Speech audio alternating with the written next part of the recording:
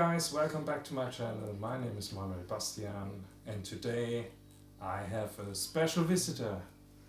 Yes, my name is Diebold, and I thought about it. How did we get to know each other? Can you remember? I think you sent me a text on on Facebook. Yes, today I went through our old messages and looked it up, and it was exactly like this. I get to know you from a colleague of ours, from Dominik Steinbacher. He told me that you do have some interesting old guitars, and then I looked you up on your YouTube channel, and voila, the interest was there immediately. Yes, I remember when you wrote me. We were in Disneyland actually. In Paris. In Paris. Yes. Yeah. Yeah, and you sent me a few pictures of your guitars, and yeah, I was really excited for Disneyland, but Yes. also about your guitars. I think I sent you a picture of this one. Yeah. And of the 70s Hardtail Strat, and maybe also of the 65 Strat. But yeah, today I brought all my vintage guitars, and we've been sitting here for hours and playing, and we nearly forgot about time. And now we thought, hey, we got to do this video. Yeah, we were planning on doing a video, but we were playing so much and having so much fun that we totally lost track of time. So yeah, but lucky for you guys, I guess, because this video would have been 4 hours at least. At least. We've been playing for 4 hours and testing guitars and switching back and forth. And man, this was an interesting day. Yeah, I can say. Totally. Most interesting thing for me, all Strats sound different. Yeah, that's how how you put it. Like, yeah. No two Strats sound the same. And there is no better or worse. It's just different flavors. You can say different tastes. Yeah, it's one has. I don't know. Mine.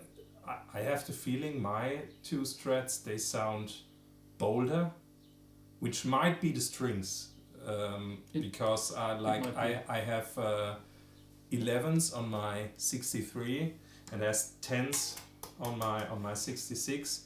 And you play 9s. I play 9s, yes. I have very small hands and it's just more comfortable for me to play 9s. And I also found out the tone is a bit snappier, a bit less bass heavy, so to say. Yeah, totally. And I also think the 9s have a slight tendency to drive the pickups a bit more. I don't know why, but it seems all a bit more clarity in the attack, and that's what I like.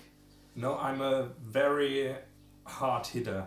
I have to really control myself when I play 9s, and I think I was playing your 73 Strat for 5 minutes and broke a string. Yes. So yeah, I have to totally control myself. Yes, but the strings were old. I only change strings when they're really old because. But you might get me on the treble content of like all your guitars. They have like so much more treble, and my treble is like really brash, like bah, bah, bah. Mm-hmm. And yours is like really silver and fragile. Yes, I know, in a way. But these guitars weren't that way when I bought them. They were a lot duller and a lot darker in the sound, and I don't like that in particular. And my goal always was to have that sparkle, that really nice top end sparkle. And what I found out is that the electrics in these old guitars, they are never the same. The values of the pots, they vary quite a bit over the spectrum. And when I got this guitar, I always measure the values of the pots of any guitar I buy, and this guitar had a volume pot of 150K, so it was a bit dark sounding. And it is a 62 Strats, so what do? It was the original volume pot, but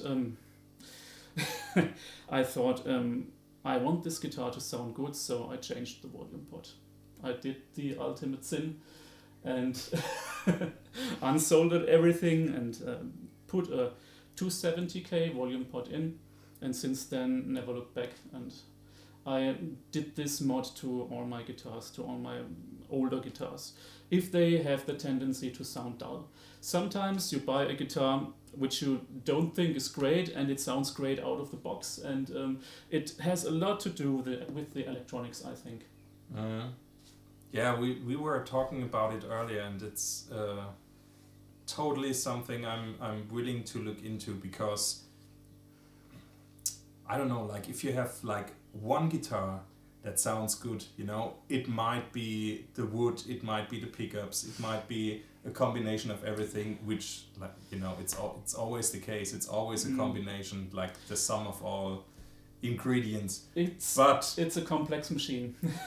all your guitars, like every single one, everyone sounds a little different, but they all sound really, really good. Yes, I must say. And this was some hard work, believe me. It was a lot of testing, a lot of, in my opinion, the value of the pot has to be perfect for that particular pickups. Each pickup has a resonant frequency, and I think the value of the pot, I am no expert, but I think it has a lot to do with the combination of these two things. And also the saddles of the bridge are very important. I had once I bought a 165 Strat which had newer saddles, and I changed them to older ones because the newer sounded dead. The guitar was not alive, you know. And I know, I think the materials of the tremolo system, the neck in particular, I think the body wood is not that much important. It's I have some heavier guitars. This Strat is about 3.5 kilos. Everyone is raving about lightweight Strats. I also have a Strat that weighs 2.9 kilos, and it does not sound as good as this. It's no general rule that lighter guitars sound better. There are heavy guitars that sound really good. Yeah. So, so maybe you play a bit. Tell me about this guitar. How do we do it? Do we go like chronologically, like from? Yes, it makes sense. 62. That's the earliest one, right? That's the earliest one. Yeah. Yes. Okay. So we're gonna start with this one. So I give you this guitar. You can play way. Manuel is a much better player, way above my abilities, and I had the joy to watch him play today, and I was blown away. It's just that good. But listen for yourself. You're a way better songwriter, though. You know, there have to be good players and good songwriters. I can play anything I want in the studio when I have enough time and enough trials, but yes, you are way above my playing level, and much respect to you. And now you sound great. And it was only the flashy Stevie Ray stuff I tried to play and totally butchered. So I have to say, of all the Strats I played today, this is probably my favorite, sound-wise. Mine too. Because the high end it produces is... It's unmatched. Like we can throw around words like silver high end, sparkling, you know. Yeah, play a bit. Which amp are we on? That's the Fender. The Fender right now. Okay. Yeah. Bandmaster.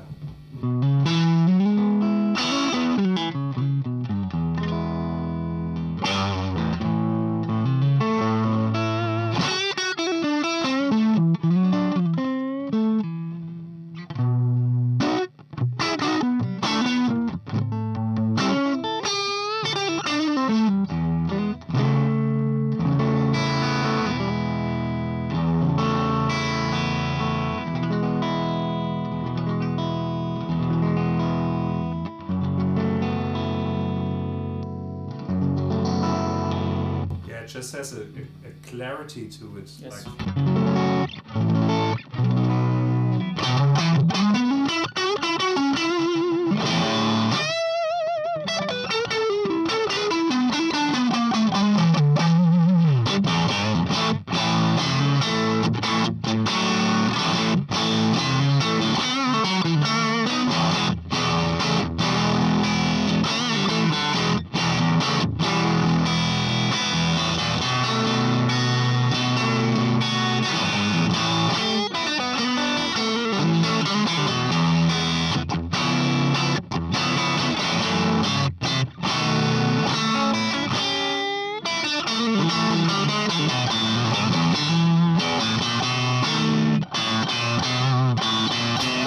That's it right that's there. That's it, yeah. It's that control bass end. It's and perfect. The treble is in the right frequencies. It's not harsh, you know. It's not. It's above the harshness Yeah. and below the harshness. Yeah. It's just the right note.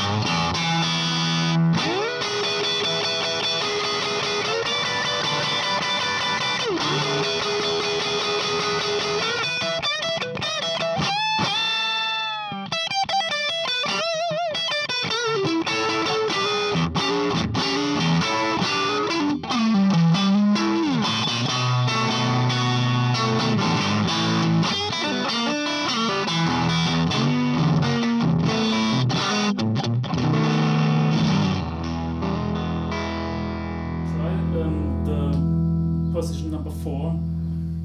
Yeah, I like this a lot.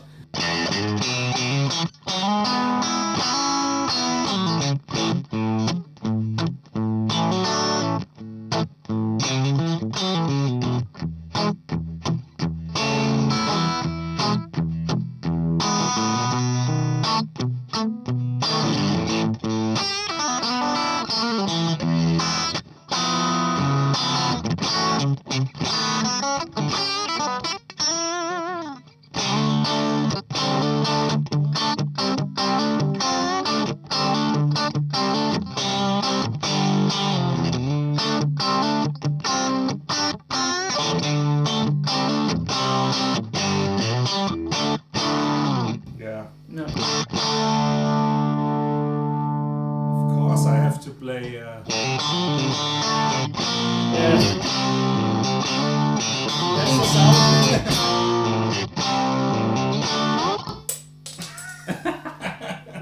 Take this. Oh, okay.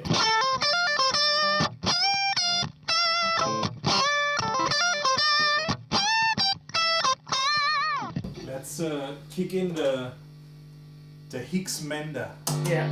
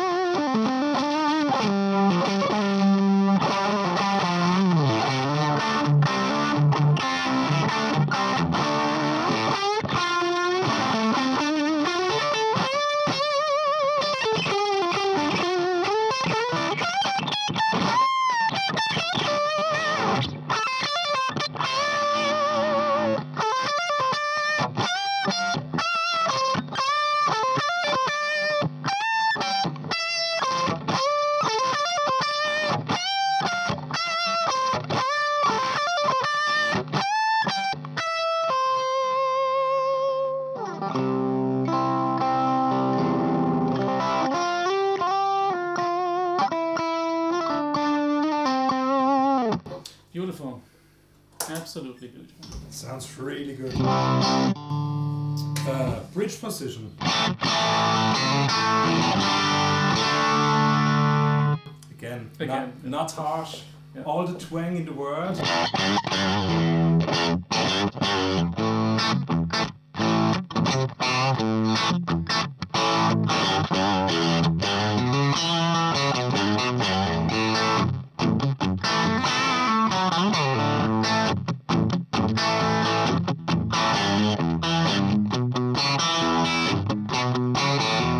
You know it's not a telly, but I'm But sure when you it's- play stuff like that, people start line dancing.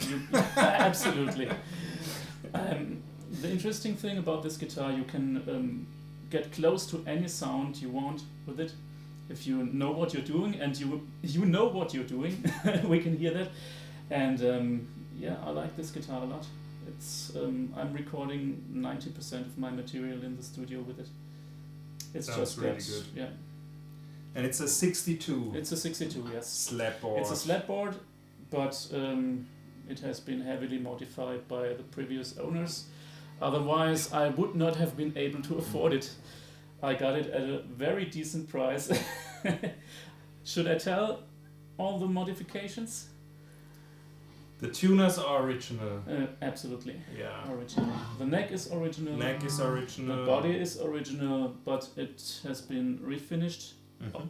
Obviously, because the original Strats, they don't get these long, how do you say? They tend to like the yeah, lacquer. yeah. The lacquer tends to split crackle this or way. crackle this way. Yes. Yeah.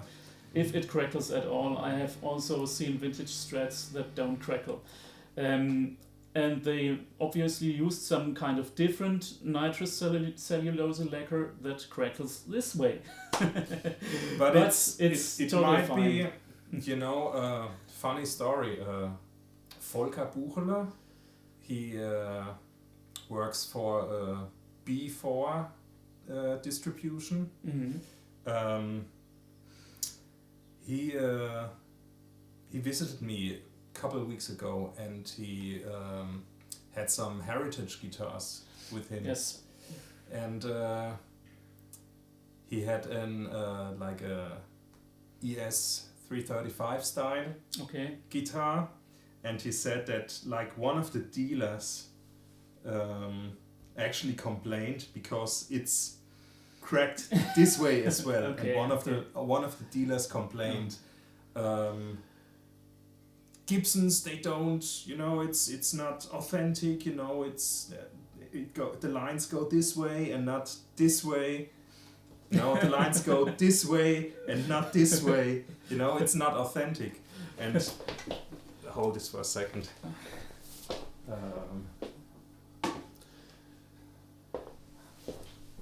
Here's my 74 ES 335. And look which way the cracks go. Can you see it?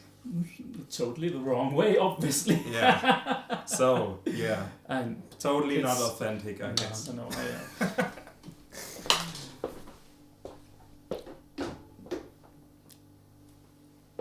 Yeah. So, yeah, but regarding the modifications they did to this guitar, they flattened the fingerboard. It had a 7¼ inch radius, and they flattened it down to 12-inch radius, which I don't mind. I think it's cool. It plays that's- extremely well. That's what a lot of people do, because like, you know, like each time you do you put in new A frets, refret, yes, you shape the fingerboard a bit, and they the clay dots got lost in this process, and they replaced it by pearloid dots. But the work is done in the correct way. I think it's all right. No, the pickguard is original, and the 3 pickups are original. The pots are, except from the volume pot, as I told you, and the bridge pickup and the neck pickup are got a rewind because they were dead. Yeah, but otherwise this guitar is original. same as my 63. Yeah. Like when I got it, only the neck pickup was dead. Mm. But then I played it for, I don't know, like 2 months, and then the bridge pickup died. Yeah. Yes, it's If you buy old guitars, this can happen, you know. Do you know who did the rewinding? I don't know it, no. I bought it that way from the dealership. But it is an extremely well done rewind, you can hear it. Switch to the middle pickup, this is original.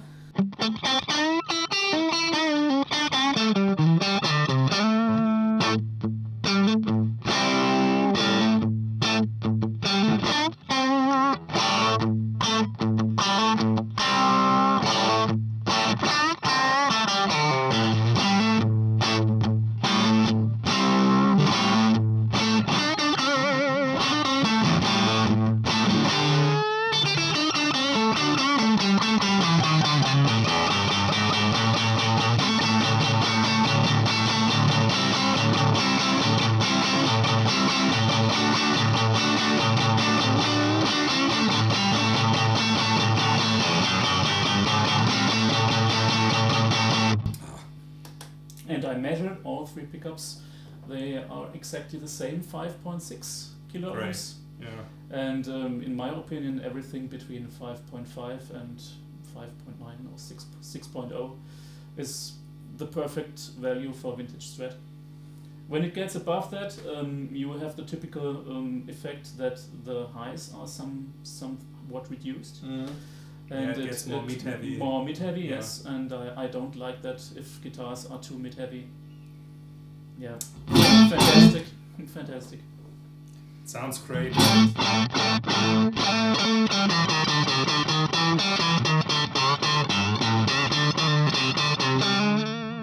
It makes you dig in really hard. Yes. Yeah. It's so much fun.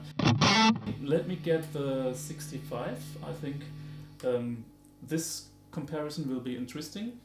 Have to get the 63 first. Oh yes, the 63 first. Okay, Yeah. okay. Shall we play another amp or keep it on the Fender? No. For the comparison, maybe keep it. Yeah. Okay. And later we can switch to the Vox. The Vox is fantastic, by the way. Thank you. So I put your guitar for later. Yeah, just throw it somewhere. It's a half step down. So, my 63. Half step down, 11 strings. Yeah. Tell me the story about this guitar. I mean, look at the color. There must be a story behind this. Looks like a garden fence, doesn't it? Or yes. like a birdhouse. A boat. Some boat lacquer. The story is I've seen it on eBay ads. Okay. And I wrote a guy and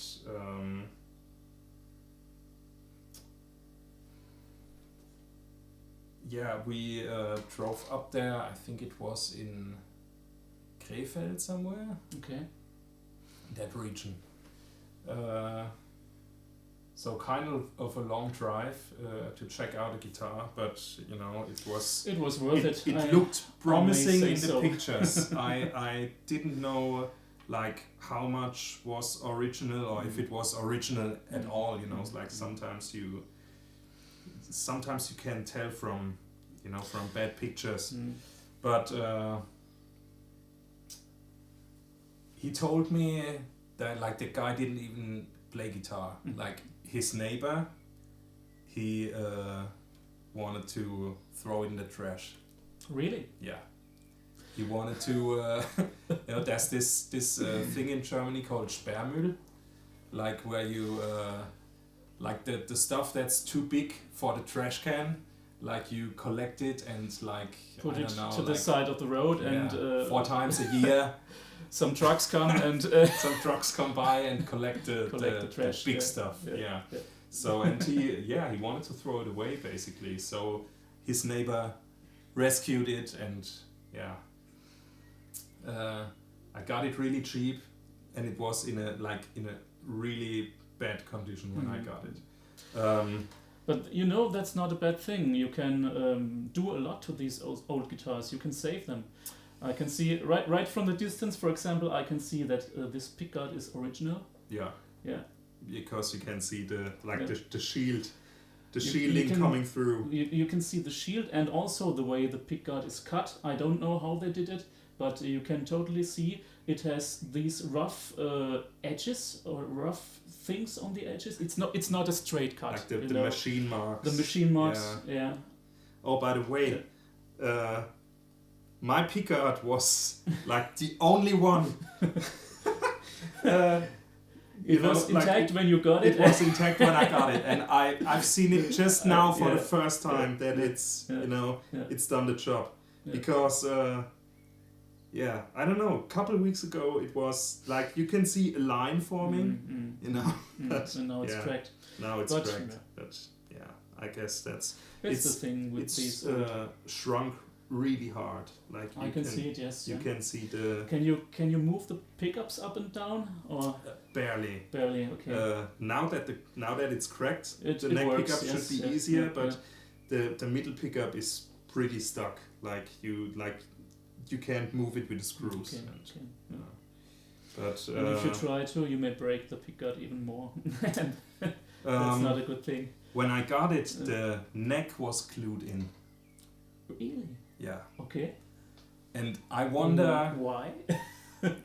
I don't know. Like my best guess is that Les Pauls have more sustain. That's what And I thought too. They have a set neck. Yes, yes. And You know? somebody tried to get more sustain. Yeah. So Jörg Tandler brought this back to life, and he did a great job. And when he had it finished, he put it on his Facebook page, and I don't know, he put something in the caption like, "What a shitload of a guitar," you know. But like when you put in the work, you can make some magic happen. You know. Yes, you can bring Like- them back. A screw broke off. Yeah, you don't You need know, all of stuff these like that. screws. It's fine if And, one or two are missing. It works as well. He had to pry out the neck with a hot knife, Okay, yeah. and of course a little bit of the body Body wood of it the got neck stuck. pocket got stuck to Yeah, the neck. yeah. Mm. So he redid that. You can see he put a little bit of A shim, yes. shim in there, Yeah, I can see so it. that there's Mm. a stable connection.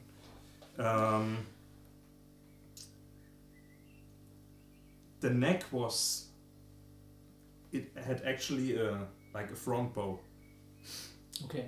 So Was the truss rod functional? The truss rod was functional, but the neck was like really Twisted. weird. So he had to put Twisted it in in itself. Okay. Mm. he had to put it in an oven Okay. for a couple times. So and he, Jörg told me put 11 strings on it because the neck needs to come Forward. forward Yeah, a little yeah, bit. Yeah. So and it did. One thing that's weird, that's like for a lot of people, like when you do new frets, like you shave them down on the sides. Yes, you So- file them. Naturally, the neck gets It gets worn narrower. in. it gets more narrow, It gets worn in. Yes. and Yeah, the more you play. Jörg actually, I don't know, like when you look at it this way, like the low E string, look, when you press it down, Yes, It it's actually- close to the edge. It- Yes. it's over the edge, like You- you you can could- feel it. Correct it a bit if you install a new nut, Yeah, which gets up, but then the strings are too close together, and and that's what Jörg Ah. that's what Jörg told me. He said I'd rather have a good space in Yes, here absolutely. than like up there. Like if If you're lucky, you can also put the string a bit more in that direction where it goes over the saddle. But yeah. it's I think it's okay. It's And if you know what you're working with, you know, you get used to Yes, it, and yes. And it's know, fine. yeah. It's fine. Yep. So obviously a refin Yep. with whatever, you know, it's black, it's been red.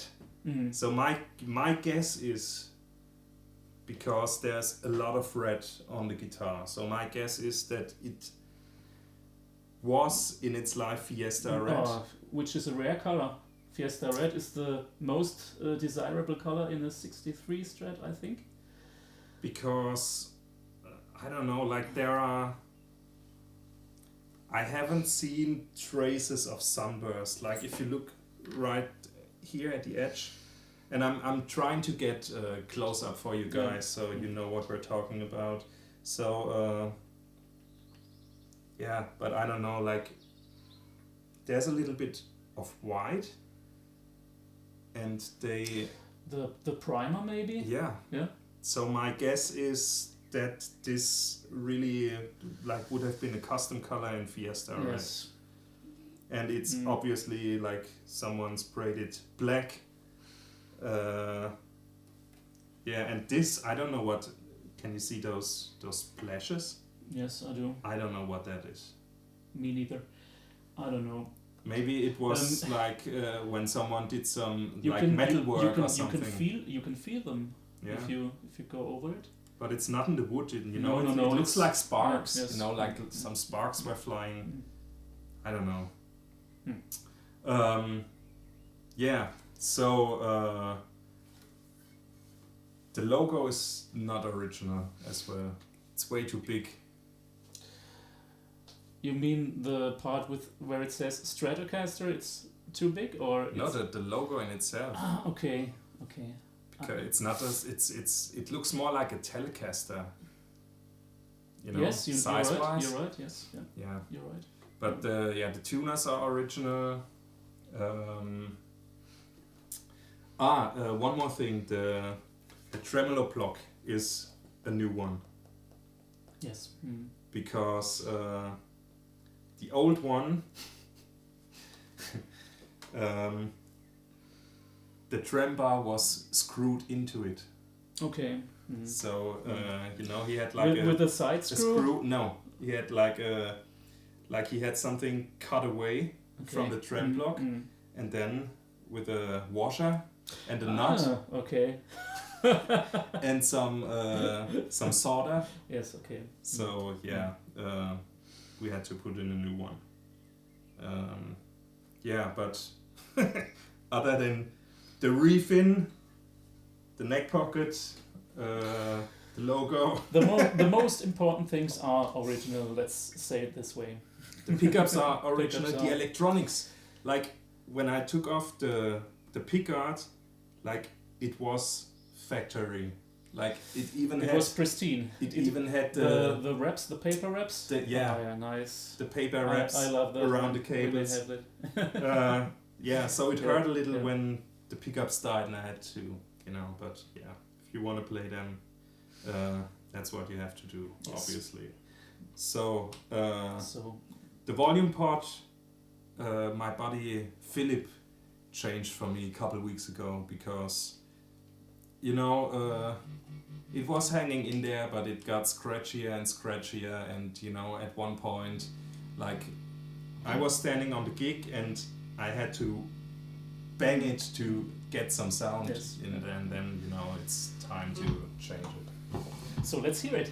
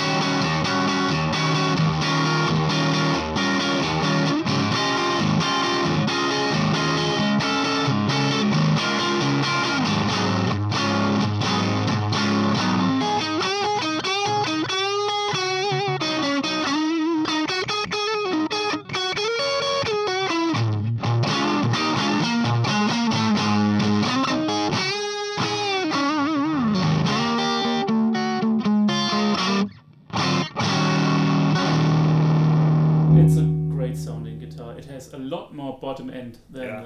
the 62. But it might be the sounds- strings. Maybe you can try go to 9s. Yeah. Yes, maybe Uh, if this is the direction in which you want to go. I think yeah. having a Strat that sounds this fat can also be very good when you play live. Mm. Yeah. But you can try it out. It's On the neck pickup, yeah, I would. You know, it all depends like how you set the amp. You know, like we set the amp earlier to the 61 Strat, so.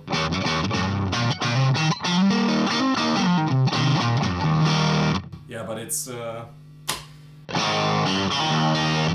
not as thin sounding as a lot of the like early 60 pickups. You know, it goes more into the 64 direction where the pickups have more mid-range. But they're absolutely. They're all black bottom Yes. pickups. Yeah. So yeah, it's a early But even early 63. a lot of as people you can tell. A lot of people say that if the more you move forward to 65, the more mid-heavy the pickups get in their sound. But I think it's not a general rule. No, I your 73 Strat, the neck shape of that guitar broke the general rule earlier. Earlier, yeah. And I have this 65 and I have another 65, which are only 1 month apart in production. And you will later we can hear the difference in the pickups, and it's astonishing. That's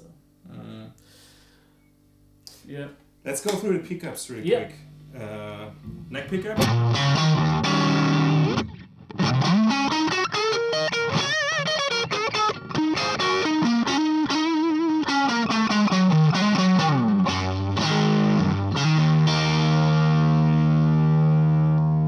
So neck and middle.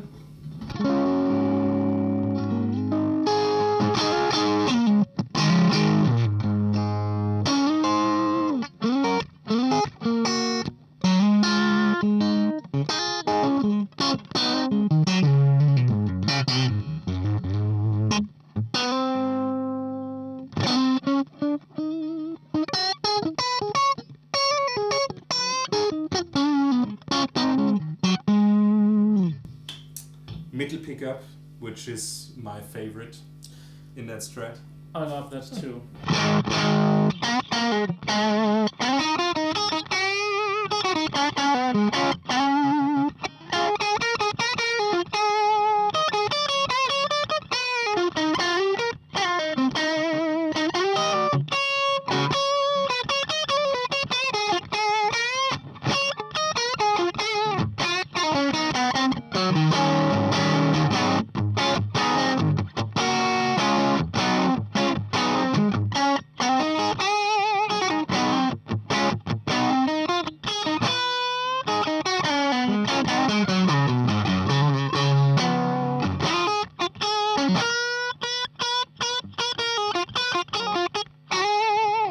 It just sings and has like that airy, nasally. It has that openness that the neck pickup doesn't have. Maybe because of the rewind. Yeah.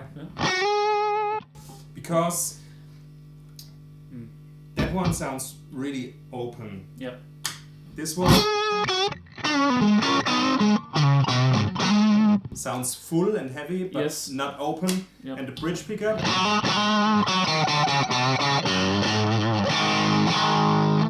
the same, you know. Yeah.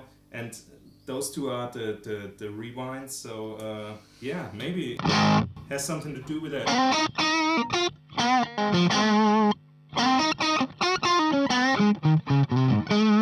It has that almost hollow quality of sound, which I like very much in the middle pickup. Totally. It's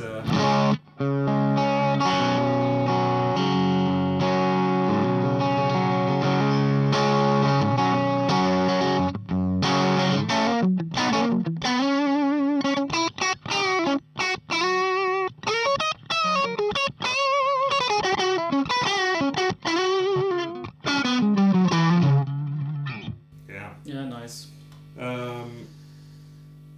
middle and bridge.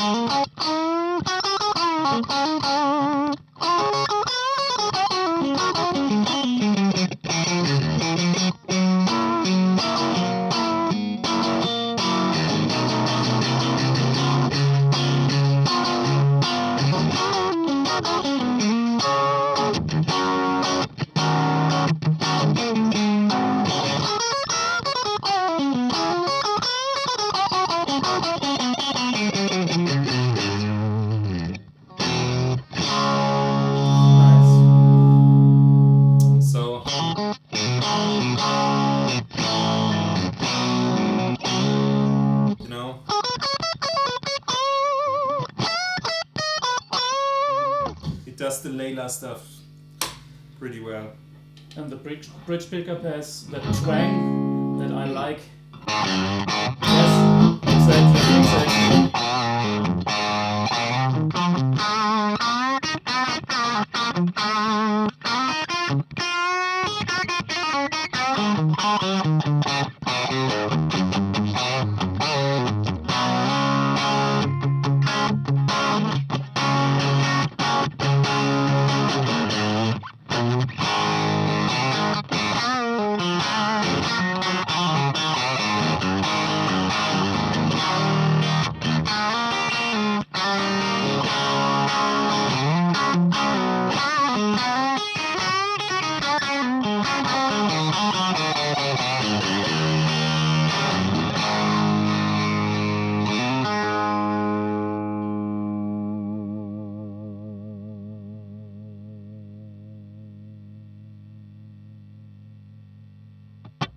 Yeah. Nice. And it has a pretty good sustain for a Strat.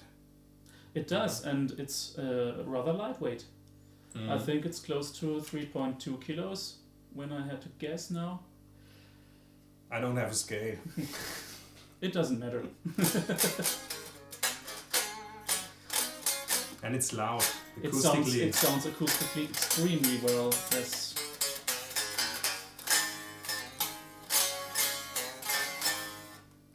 Yeah. That crack is new. That crack is new.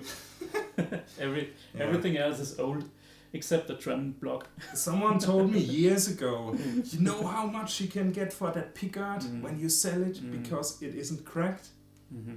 And he told me, sell it before No, it has why? the crack. Yeah. It belongs to the guitar. You don't sell anything that belongs to an old Strat. So, 63. So, 63. You know which what? has the darkest Yes, fretboard. that's a very beautiful board. I think it's Brazilian rosewood. Yeah. Yeah, For sure. for sure. Yeah, Because and it has the it's clay dots. like chocolate or Yeah. like Yeah. hash. Hash brown. Yeah. And they say like when you rub it, You can smell it. Yeah. yeah, It's smells voodoo. like springs. You know what? Let's make a quick comparison Yeah. in sound. This is now this gets interesting. This is a 65 Strat, which also has this refin story. I always look for guitars that have some kind of modifications to them. Otherwise, I couldn't afford them. It has a refin done in Denmark by a luthier, and it has an extremely well preserved original pickguard. It has no cracks. It has shrunken a bit. Not yet. Not yet. Yeah. The more I play it, the more cracks it will get, maybe. And yeah, let's hear it.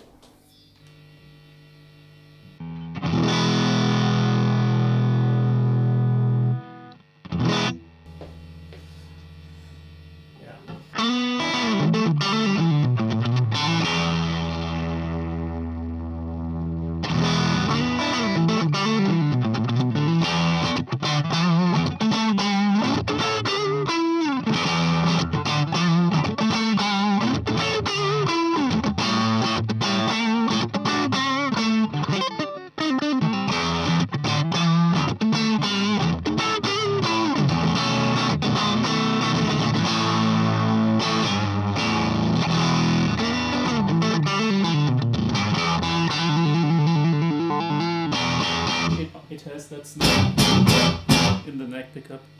Bit less bass Yes, than the yes. 63.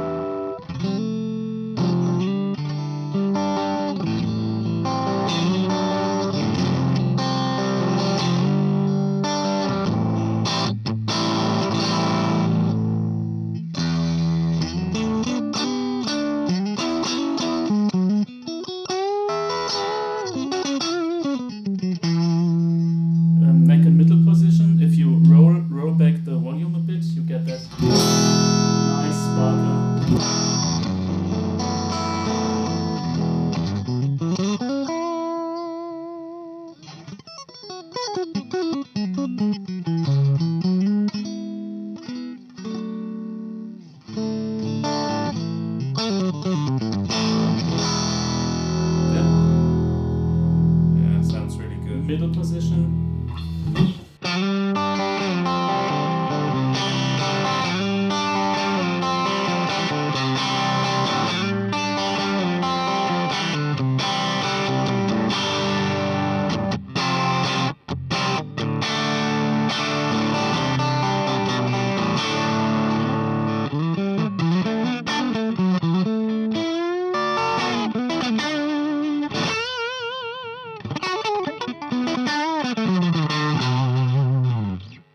Sounds extra mid-heavy. Yes, especially that middle pickup. It has an Yeah, yeah, yeah.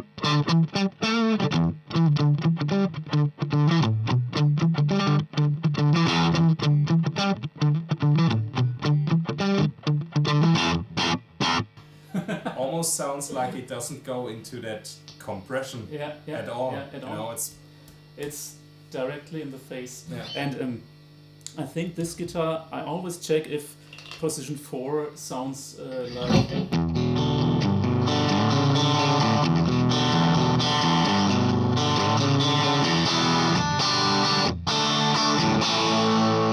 The typical Bryan Adams thing.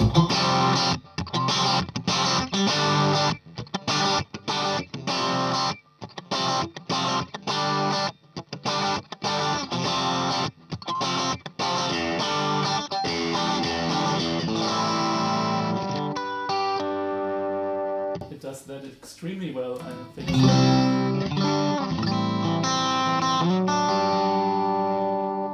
And bridge.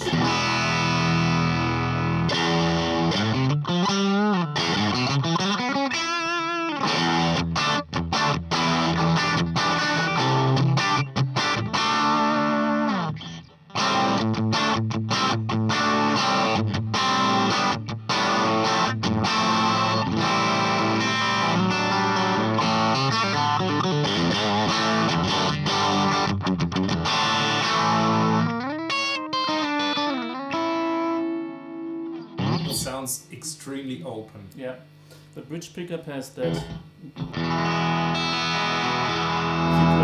close to the bridge.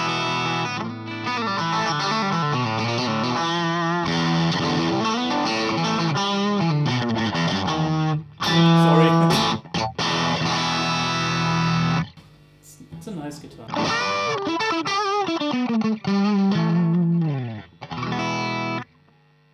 It sounds like it doesn't have the low end of the 63, No. and like the high middle content is really like brick to the face. Like that's a rocker. If you put this guitar in a mix in the studio, it always stands out. Yeah. Especially the bridge position. If you play.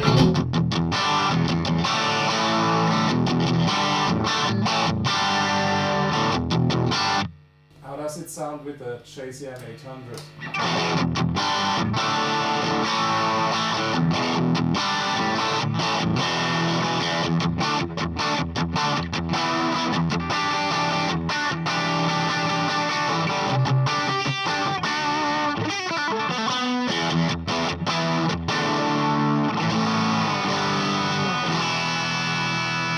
Like you can tell, like another guitar would not drive the amp as hard. Yes. Like you can tell that high middle content will hit the gain of the amp in the right way for rock and roll. Yes, Yeah. I like this guitar a lot.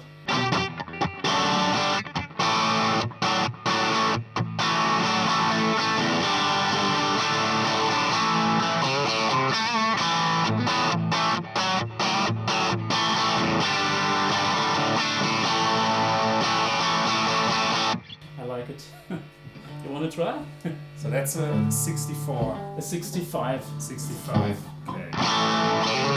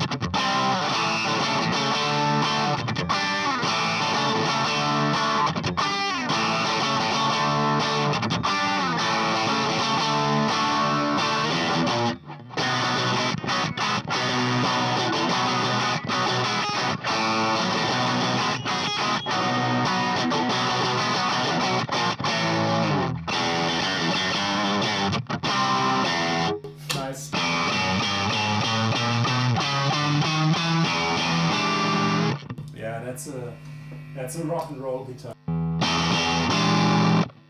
JTM 50.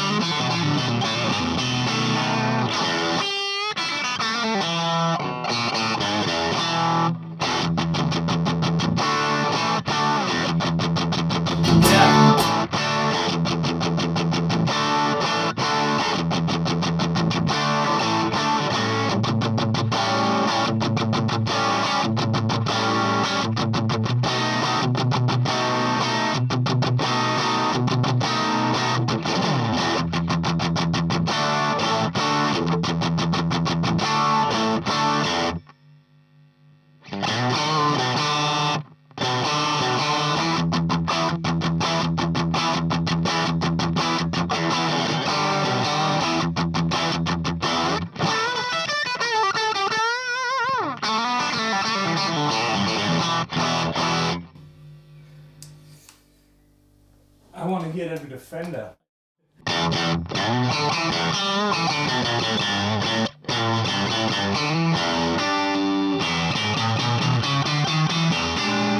Jesus, it's always it's almost more upfront than the 61.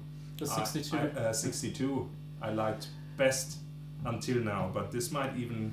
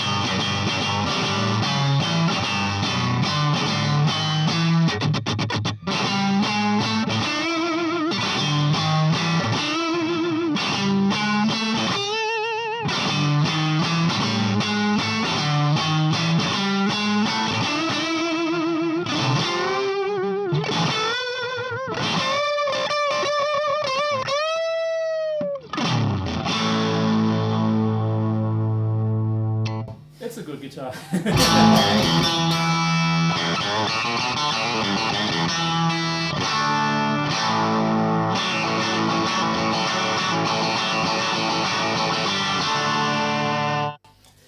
You know, we're playing through a Fender amp, but it sounds like a Marshall. Absolutely right. Yeah, yeah. That's you know, I wouldn't play anything like that on the 63 through that amp. Because it would have way too much overall boldness of frequencies. Yeah.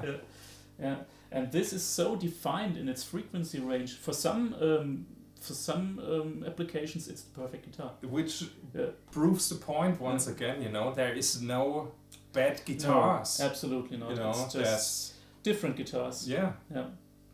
Different shades. That's a. Is it really the Fender? It sounds like a Marshall. It sounds like.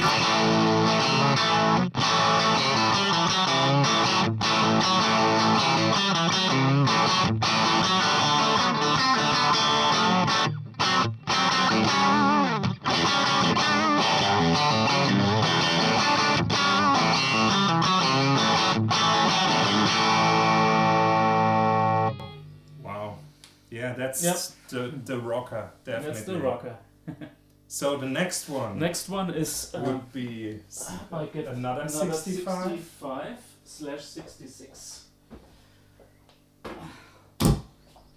This is also interesting. Because The neck of this guitar and the body dates December 65, and the pickups date January 66. Okay. So it's a transition guitar.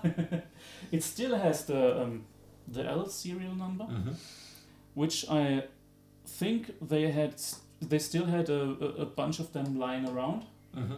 And because it is a small headstock Strat, they still used the L serial.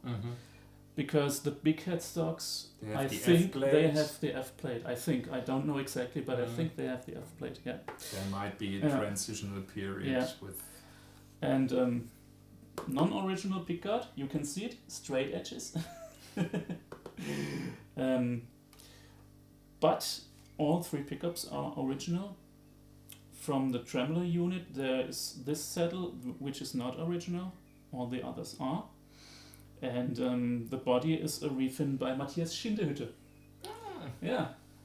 Extremely nicely done with crackles this way.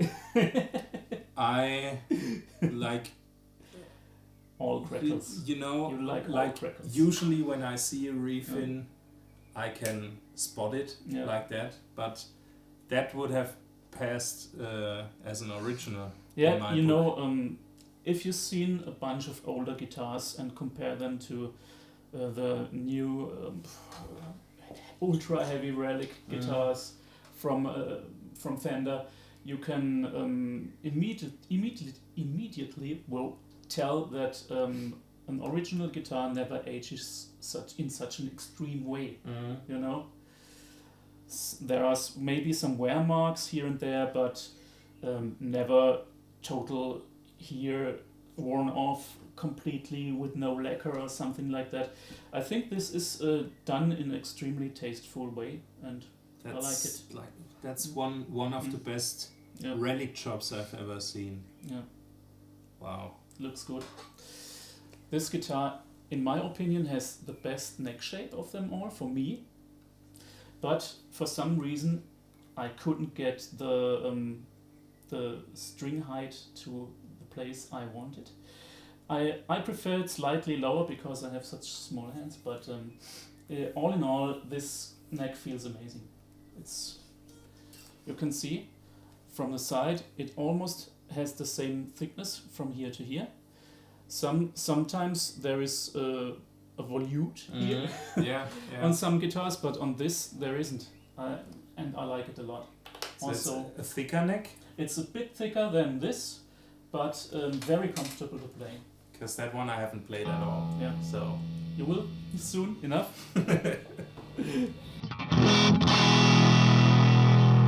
I haven't tuned it. It came straight out of the case, but I think it's.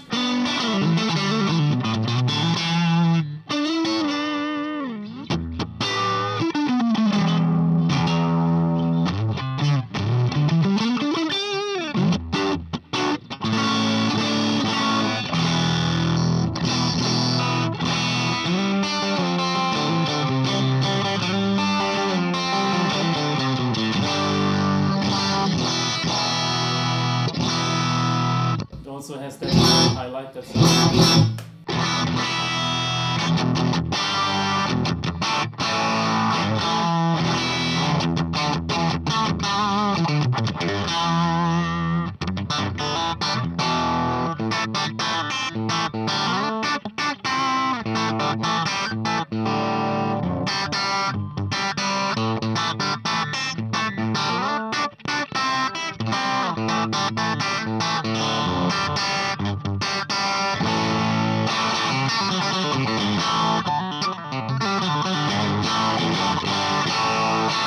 So, let's switch over guitars. Try this one.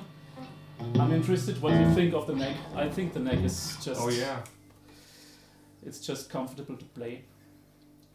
Yeah, it's not too thick, and it's like vintage narrow, you know? Yeah. Fretboard feels narrow, but yeah, it has a... it gets a little flatter up top. Yes, it does, yeah. Yeah. Yeah.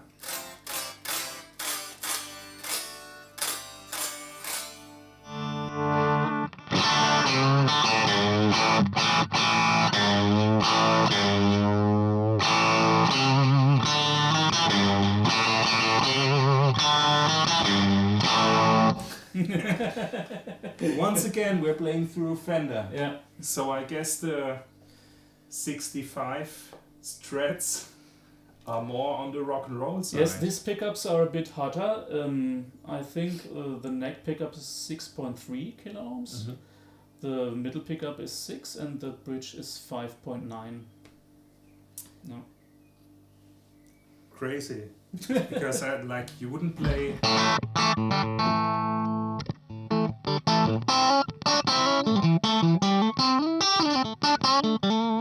Like you wouldn't play like Dire Straits stuff with No, a guitar. no, absolutely Or not. Pink Floyd, or like crazy, like it's the same guitar basically, Yeah. like 2 year difference between them, but yeah, like I mean those two, they.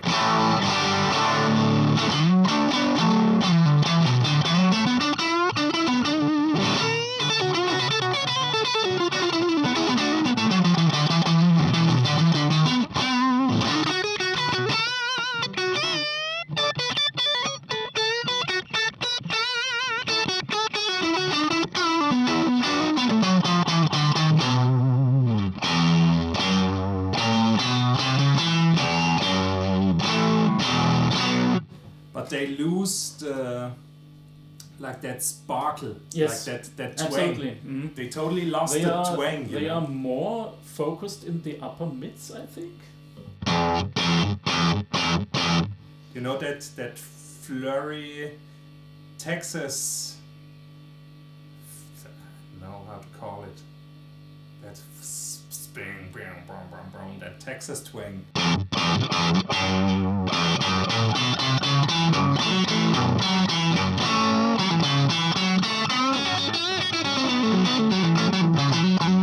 Yeah, totally interesting.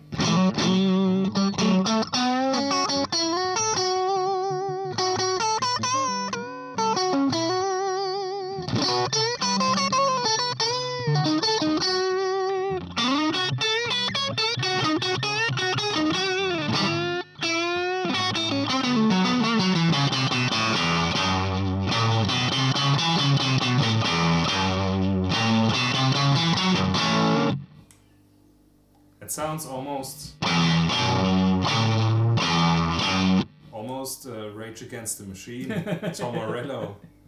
Yes, it does. Who plays through Marshall, by the way. But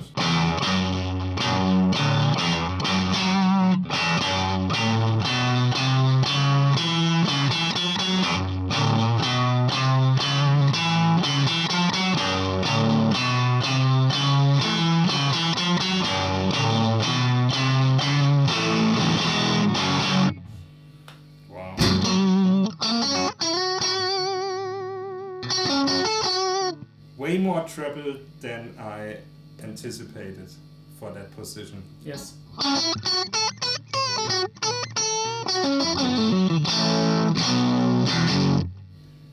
Which it's interesting. My logic would dictate the middle pickup should be pretty trebly.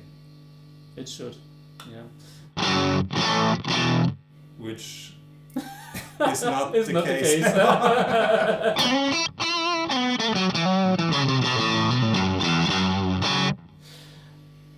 In my opinion, when those two are together, maybe some of the frequencies get cancelled out. Yeah. Some of that heavy mid stuff, and what remains is that top end sparkle that is somehow there. I can't explain it.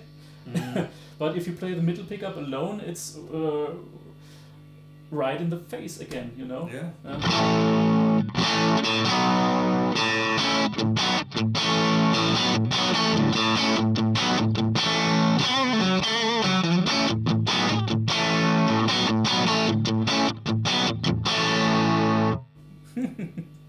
It's interesting.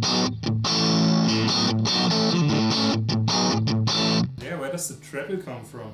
That's crazy. Okay. Middle and bridge.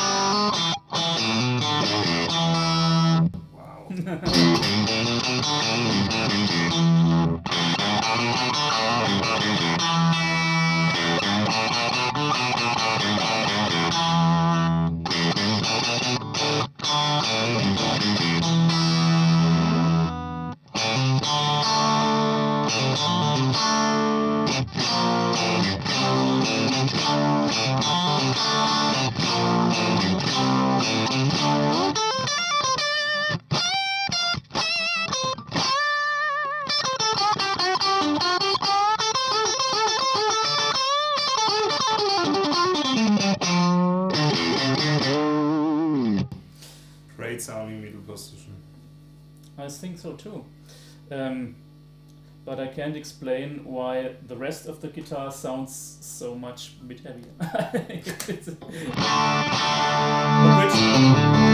Bridge pickup alone does not have the twang of the 62 and does not have the twang of this one. Yeah.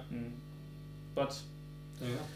you know, all of them are different, and there is no good or bad, but just different flavors. And why would you need like 20 guitars that all sound the same? You know, like that's the way to go. Like you can pick and choose per song or per part even, you know. When I record my songs, I'm doing it exactly that. Yeah. I choose per part. Yeah. Yeah. Great. When I need a sparkling, clean sound, I pick either the 62 or this one, and when I need a bridge pickup rock sound, I'm picking this. That's like all the colors you need, really, Yeah. you know. Yeah. Like, why would you need a Gibson with that much? You know, like there's so much variety in those, like in a handful of Strats now. Yeah. It's It's crazy. astonishing. And it's really like, astonishing. That really blew my mind today, because, you know, I thought I have 2 good Strats, you know. I don't necessarily need another Strat. You always need one more. But yeah, obviously. As I told you before, if you're doing recordings, just ask me. I can lend you my Great. guitars. And likewise, you know, if you need an amp or... That's very grateful of you. Thank you. No, thanks for the opportunity, because, you know, like when can you actually, you know, get your hands on so many different original Fenders vintage from Strats, the 60s. That's great stuff. Yeah, so absolutely. That's a 65. Yeah.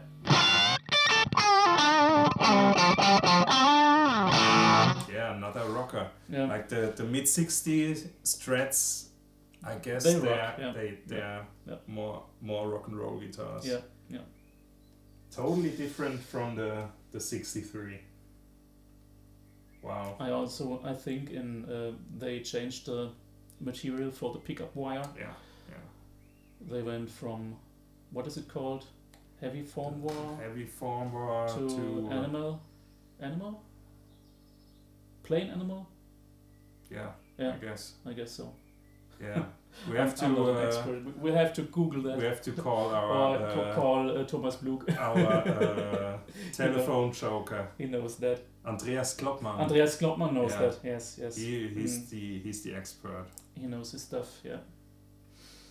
So, is there another one? No, there are plenty of other ones. Do you want to play the 73 Hardtail again?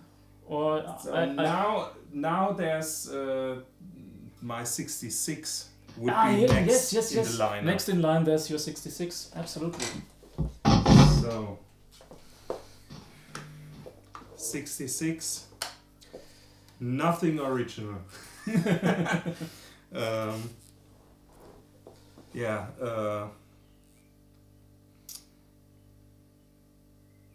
got it really cheap, and is this the original color? No. Oh. In the back you can see it was purple at some point, green, gold. I don't know, it went through a lot of different colors. And like you could barely get a blade on, so there's actually wood taken off. Yeah. And see the F on the neck plate from 66 on. Yeah. And they have the 6-digit serial number too. Yes, 6 digits. Nice guitar. couple of things. The fretboard is not original. You can see on the neck that the original fretboard was so worn down that they actually had to cut into the neck itself to put new frets in at some point. Yes. So naturally they had to go with a new fretboard. with a new fretboard. Yeah. Did they put a new radius on? It seems flat. It's really flat. I don't know what exactly it is, but I guess a 12-inch radius even. Like it doesn't feel like a 9.5 or 10-inch radius. So I guess it's a 12-inch, if not flatter, you know. So obviously the headstock had an overspray at some point as an effort maybe to stop the crackling of the lacquer on the headstock, which I'm sure had the opposite effect, because it looks like it because there's a giant chip missing. Yeah, and it won't be the last, I guess. Yeah, it's peeling off, sadly. But Plus on some 66 Strats, the logo sits on the lacquer, and sometimes it's beneath the lacquer. I think that's a special thing for 66. I've read somewhere. I don't know so many things about the decals. I'm not sure, but on each Strat I have, there's I think the decal is on the lacquer.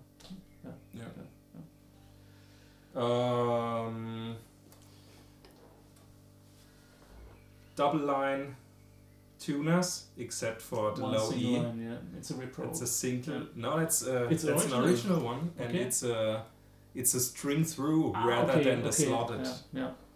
But it's an original one. Yeah. I took it off, and there's the patent number stamped in. The horn, the lower body horn. You can see it. Yeah. So I don't know if it broke off or if someone was a Uli John Roth fan. Maybe. And wanted access to the highest fret. I have to tell you a funny story. Yesterday a friend of mine bought a 66 Strat off eBay Kleinanzeigen, and the guy who owned that guitar, he chopped this horn off and reshaped it to a little horn, so that this horn is the big horn, and then he can make a lefty out of it. Was it in Pforzheim? In Pforzheim, yes. I've seen that one. It's that guitar, yes. Yeah. Dirk Scheuer. Many greetings to you. Yeah, I have fun with that guitar. I put in an offer as well, but yeah. How much did you offer? Not much. Not much. Yeah. Because it was so chopped up.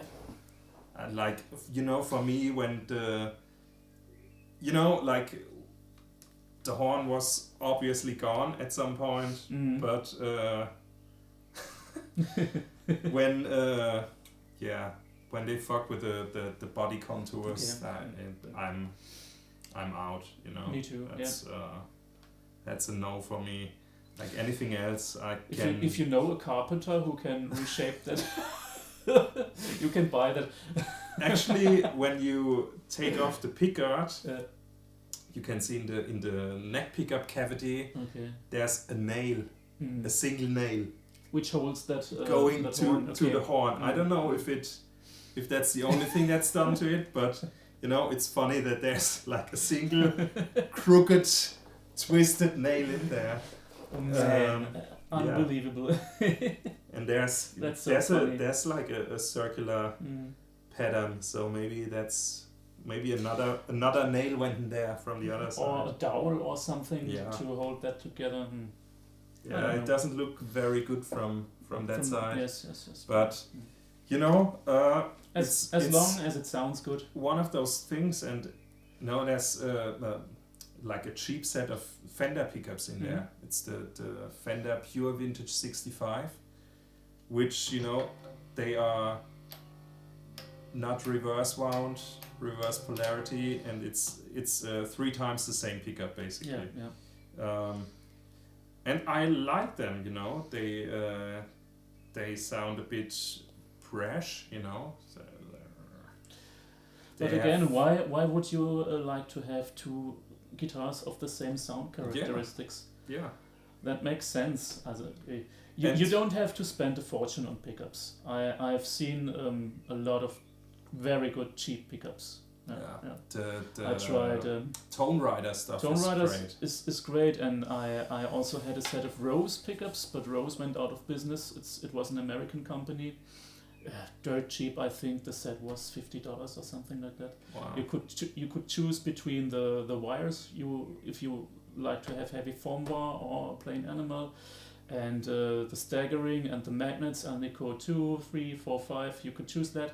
And I ordered a set that should replicate a 59 Strat set, and I never played a 59 set, but to my ears, it was great. It was great, absolutely. I thought, you know, since it's a 66 Strat, I'd go with a pure vintage 65. You know, keep it era correct, and see if I like them, and then go for a set of Klockmanns later on. But right now, I saw this guitar in your videos. It sounds killer. Absolutely. Yeah, it does. Absolutely. And it's a really bright sounding guitar, and I actually had a set of 73 Strat pickups in there, and it's, you know, the 70s, the early 70s pickups, they are bright as well, but it had the same character, you know. And I always thought, yeah, maybe I'll give it a run over, you know, and make it nice and pretty. But then a friend of mine, Andy from the studio in Pirmasens, he said, "Don't ever touch it. It sounds great the way it is. You don't know what happens. You take the nail out and it sounds like shit." Maybe. So things like that can happen. I've seen it a lot. So he has a point there, and the blue 65. Oh my god, the refin was perfect, no crackles, and but the guitar sounded a bit lifeless. So I committed the ultimate sin. I took some compressed air and some hot air. I heated up the body and I sprayed it and until it crackled all over, and I think that did something to the sound, you know. You see, I'm fearless with my guitars. Fearless. You can see those dull spots, right? Yes, I can see them. My uncle, he has like a polishing machine for his car. Yeah. And I gave him the body and said, maybe you can make it a bit glossy again, you know, because it's like, I don't know, it's a cheap lacquer something, I don't know. But it is lacquer. It is. Yeah, it looks cracked. Yeah. But it's, I don't know, it feels really dull and sticky, and so I told him, see if you can polish it so I can get some gloss back, you know. Yeah. And that's what came out of it. And you know, he like the black lacquer is so thin that he actually went through, even here through the bare wood. This looks cool, I think. And it looks cool. He told me, I fucked it up a little bit. No. I hope you're not mad. And I thought, hey, it's exactly in the right spot. Yes. You know, that's where my arm lives. You know, and it looks like a custom shop guitar. Yeah. You know, and I like it that way. Keep it. Yeah, definitely. And I don't know. Months later, he asked me about the guitar and what year body was it? It was was it a custom shop? And I told him no, it's a 66, a real 66. Yeah. Yeah. I did this to a real 66 Strat. He didn't even know when he did it. Maybe. And yeah, it looks, you know, like. Maybe it was better he didn't know.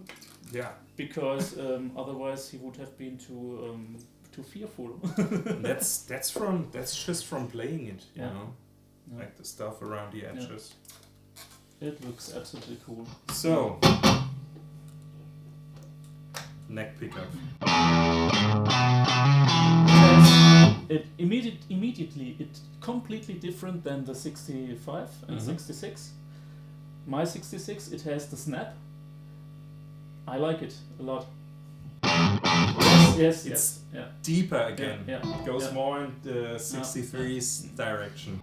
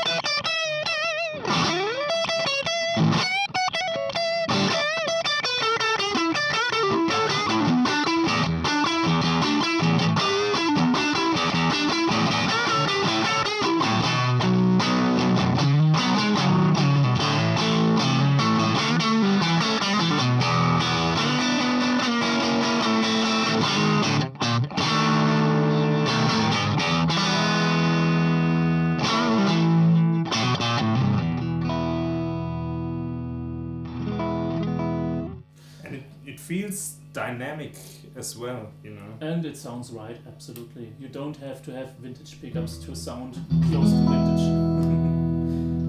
Absolutely great. Middle position. Yeah.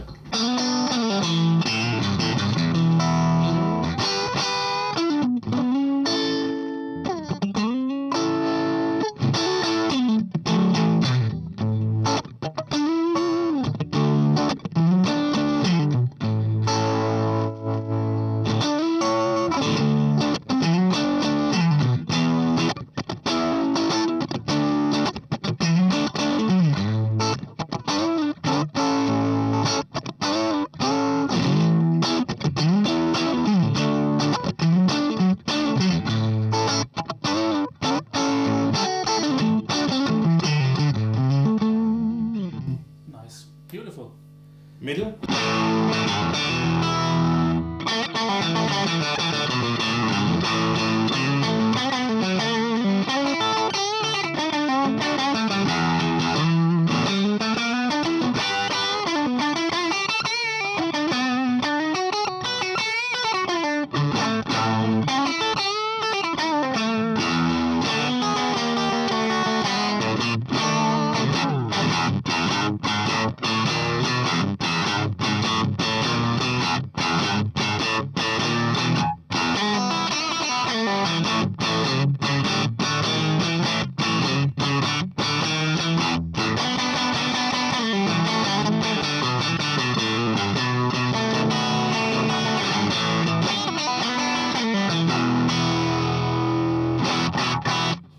I think this is one of the best guitars we heard today.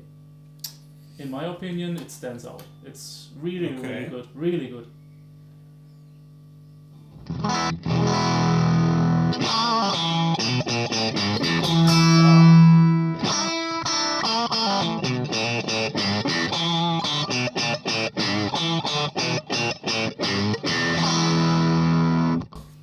What else would you want from a guitar? It sounds really perfect. Yeah. It's really, really good. That's I play this one. And you see that's my favorite. New tremolo, new pickups, new fingerboard. Yeah. Yeah. But it's, you know, it can take a beating, you know. Like this one is a little finicky, like when you... It's a little delicate. When you hit it too hard, it compresses in a weird way. This one doesn't. It's just This open. doesn't, yeah.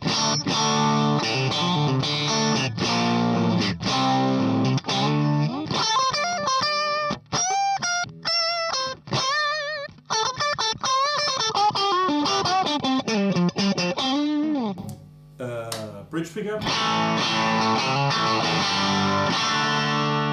It's bright, but not too bright, and it's, I don't know, it just sits.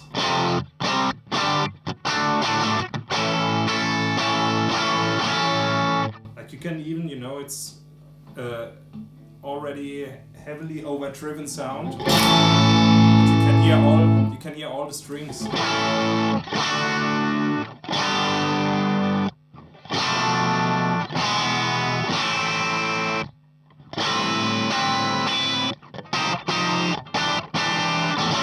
It has a nice balance between the treble strings and the bass strings, especially on that pickup. I think it's really, really fantastic. Plus, since it's essentially three times the same pickup. Non-reverse, yes. Non-reverse, and no reverse wound, no reverse polarity. I have the feeling the in-between positions, they sound a lot better when you I think so too. don't have the reverse pickup. I think so too. Yeah. Because that quack, you won't get that with a reverse pickup.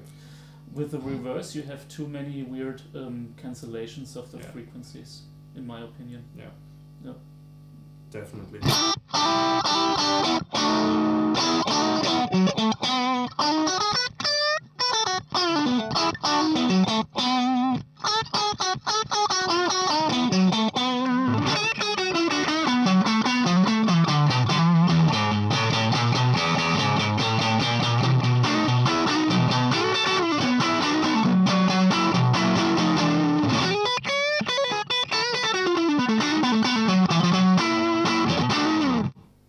Yeah. Great. Can I try it? Of course. Can you? I want to play the bridge pickup with some gain. Can you give me the Marshall? No, Flexi still on the Fender, but yeah. What's that pedal called? It's just a foot switch for the Hicks Mender. Ah, the Hicks Mender. Okay. Yeah.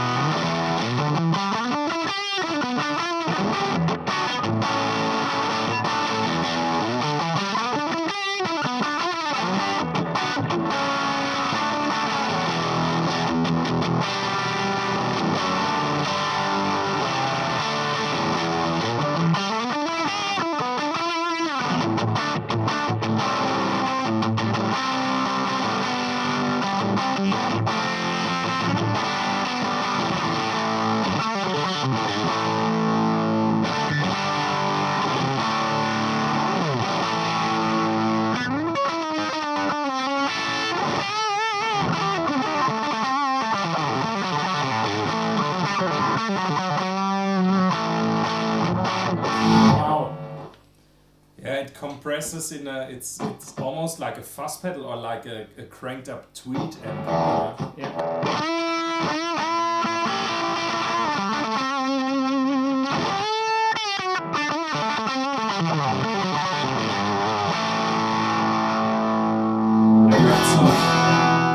I heard some Neil Young in there. Maybe. When you not intentionally. The sound. Wait, I have to go for.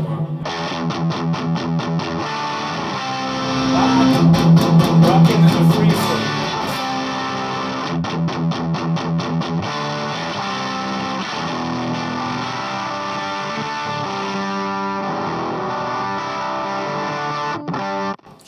Just the compression of it. I like this guitar a lot. The weight is also nice. It feels right in my hands. The neck shape is great. And since nothing is original anymore, you don't have to worry that you fuck it up somehow, you know.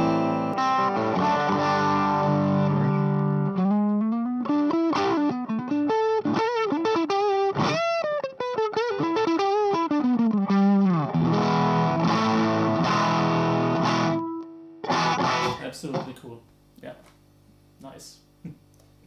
So now 73 hardtail.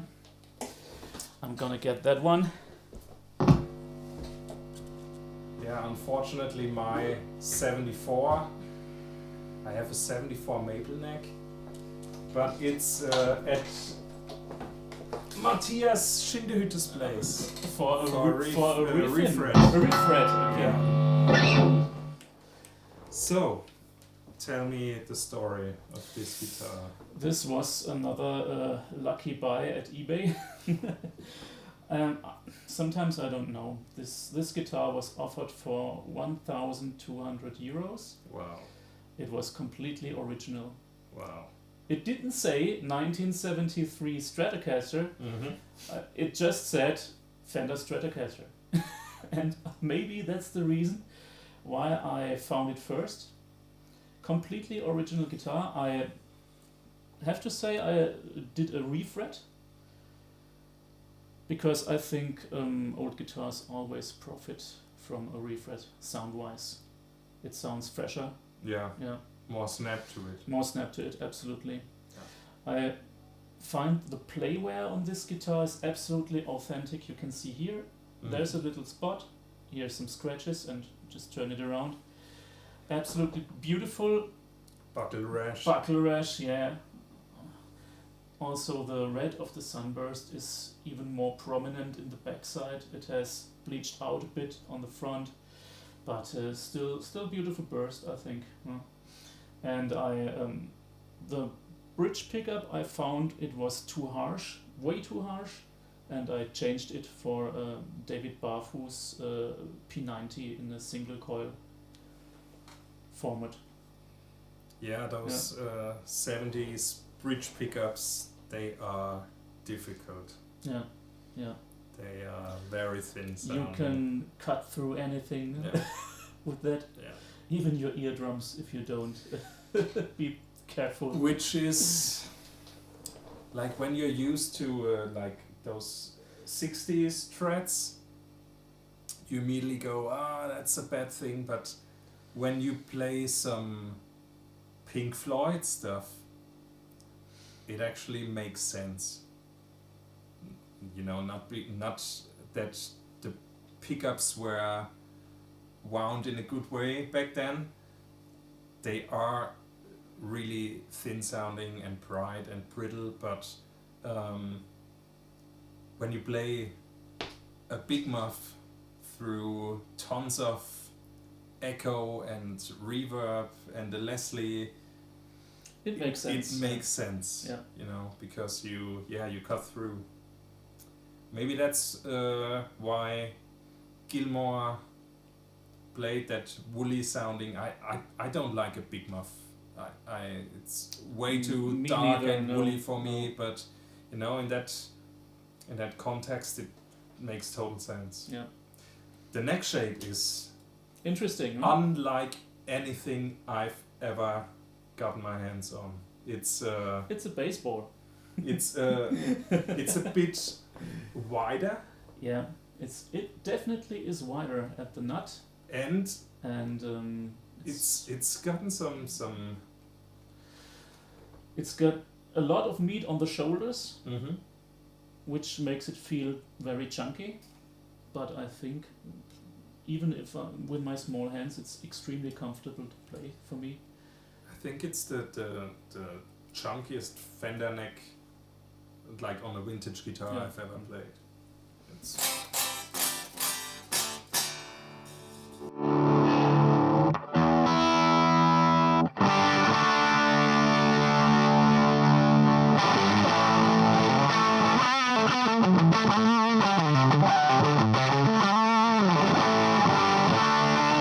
So the P90 sounds great. Makes total sense in this context.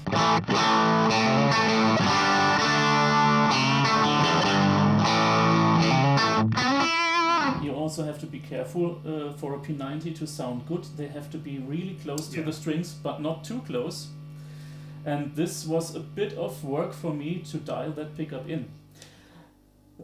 It also works extremely well in conjunction with the middle pickup, but you have to fiddle a bit because this is the original three-way switch. I'm used to it. You know, Me too. When I had the 74 Strat, the neck pickup died a couple times now, and I had it at Andreas Kloppmann's place, and he put a 5-way in. Okay. And I sent it back and told him, please put a 3-way in, because if you're used to a 3-way switch going from the neck to the bridge, and then you get a 5-way and it makes Yeah. oh, it drives you crazy. So It's also quicker. The switching is quicker if you have a 3-way switch. I like it. Yeah. like right now I can get to the in-between positions really quick, you know, even mid-song sometimes.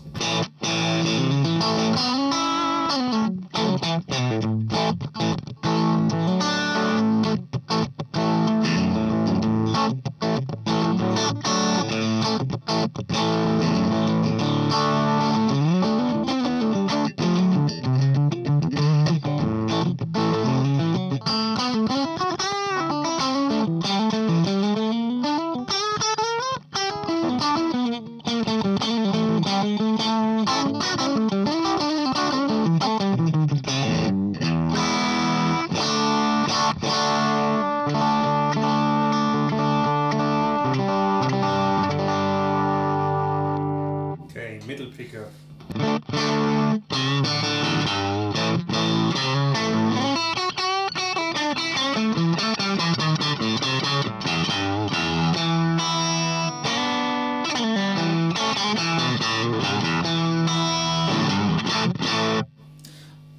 I like this middle pickup a lot. It's the favorite middle pickup of all my... Really? To me it is. Absolutely, to me it is. I was just about to say You don't that like middle it. pickup is nothing to write home about. You see, it's all about different tastes. Yeah. It doesn't matter. I think to me it's and with my setup at home. You know, of course. It's just the right sound. I could stay on it all day.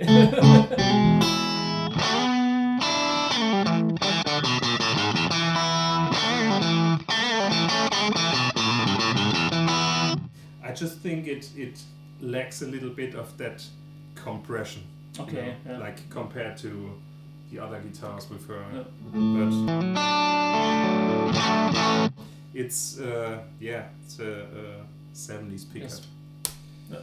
So neck and middle. But a lot of times, like when the middle pickup is a bit on the brighter side, the in-between positions sound really good. Yeah. Which you know, Logic, your 65 taught us that Logic is nothing you can Count use. on. Yeah.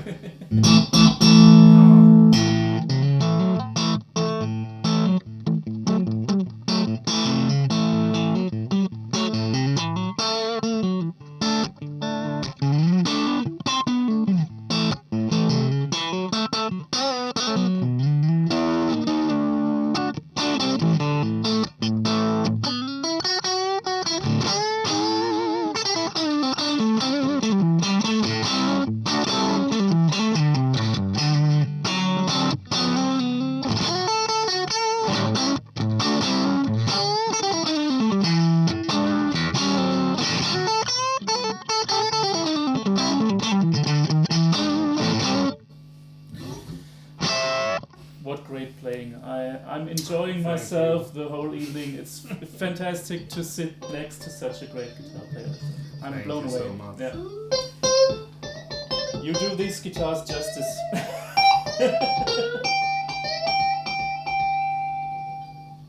I always say that's the only thing I'm good at. But you are good at one thing. Thank God. But I put in the work as a kid, you know. Absolutely. Like I came home from school, I threw my backpack in the corner, and then I played guitar till I went to bed, basically. Yeah. No. I didn't do that. You see, like you live in a city, you know. Yeah. You see, there's really nothing you can do, Yeah.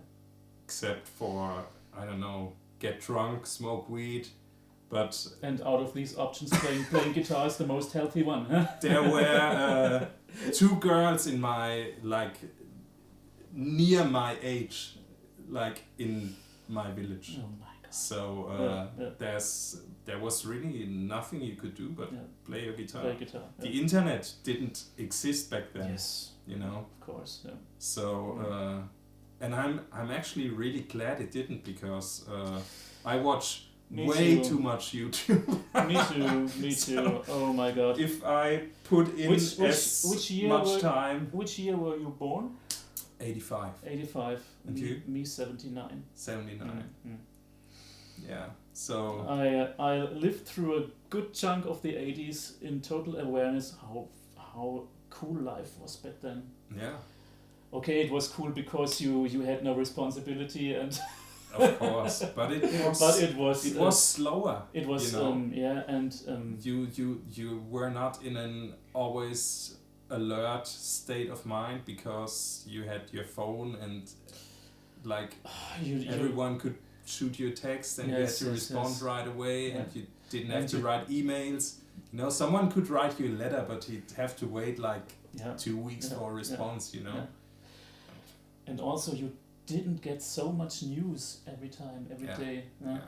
I remember the Chernobyl accident. In kindergarten, we went on to visit a farm that day, and no one cared. It was hilarious. The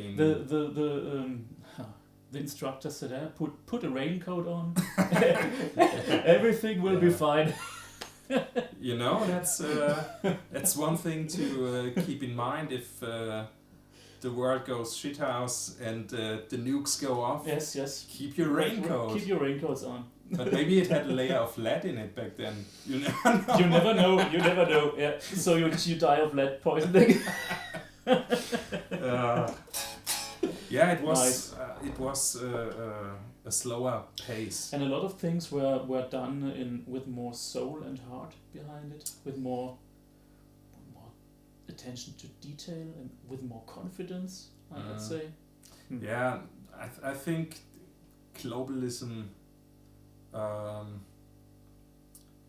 you know, when you can, I mean, back then there were like profit-oriented companies, you know. It was the heyday, the 80s. It was the heyday of 70s and 80s.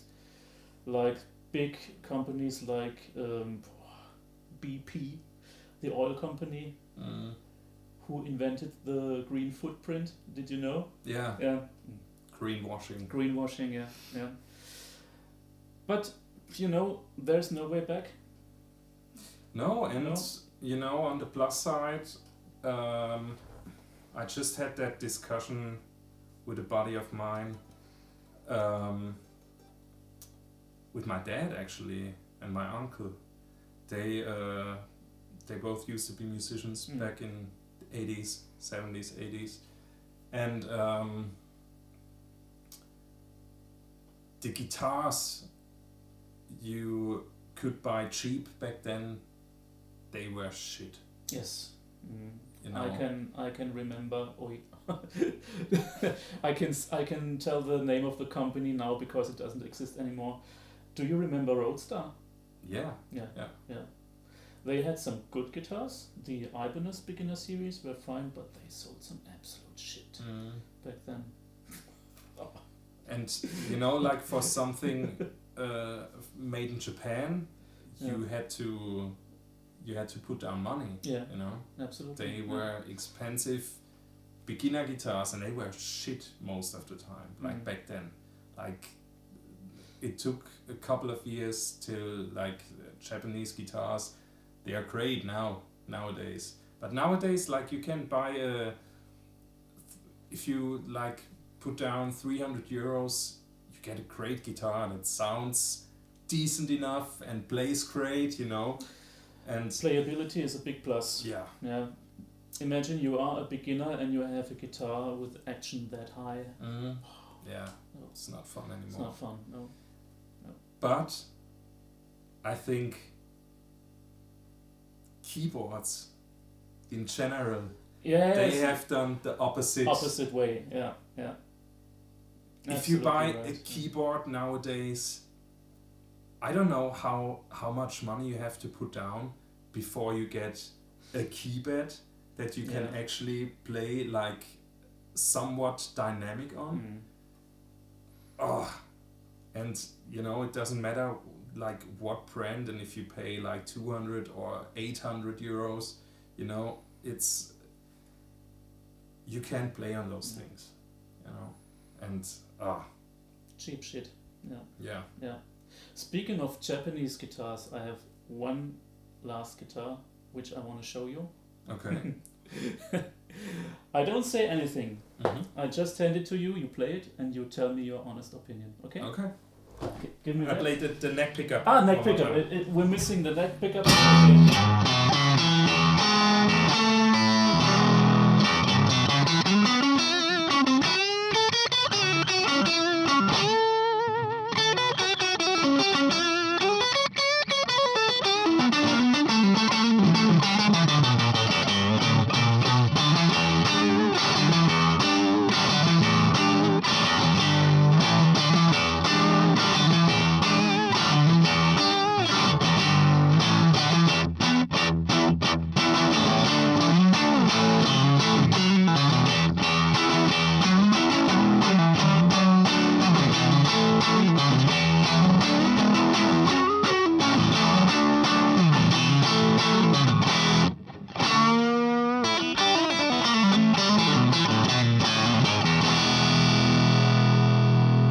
Sounds good.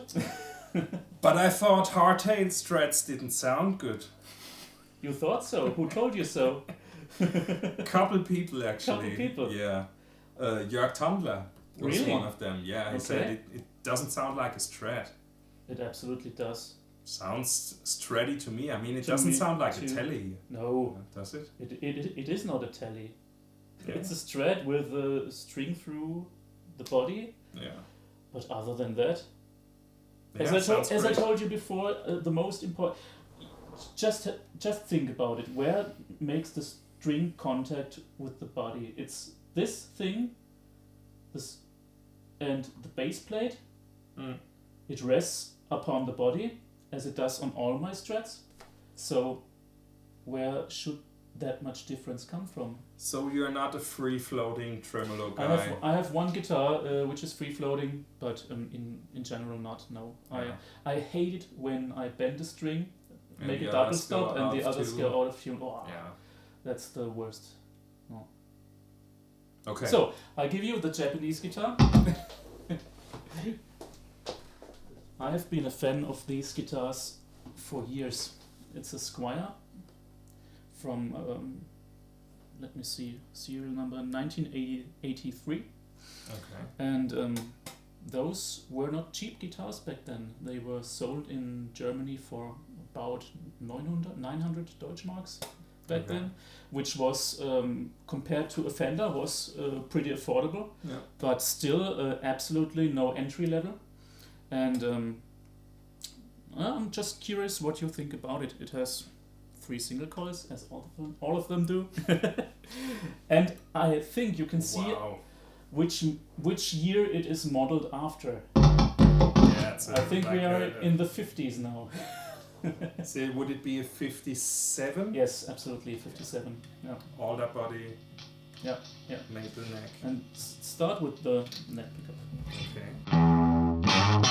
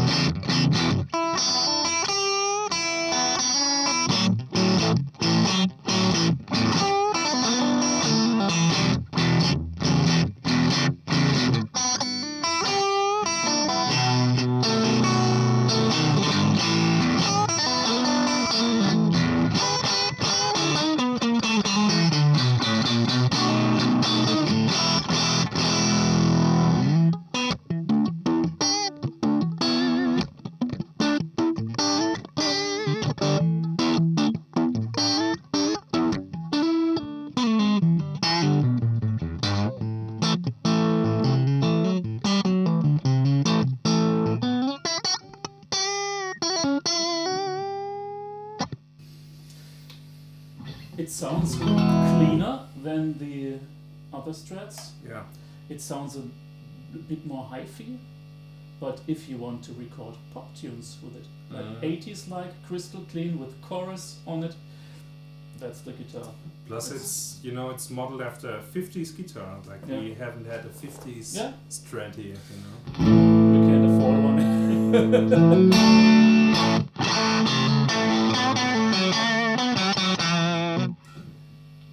That's a light guitar, and you can, like, it feels like the neck is light as well. Yes, it is. It resonates like crazy. Yes. When you play, the whole body vibrates. And it also sounds good acoustically. It's really, really good guitar. It has that snap even acoustically. Yeah, it has that compression. Yeah. And it's loud. Yeah.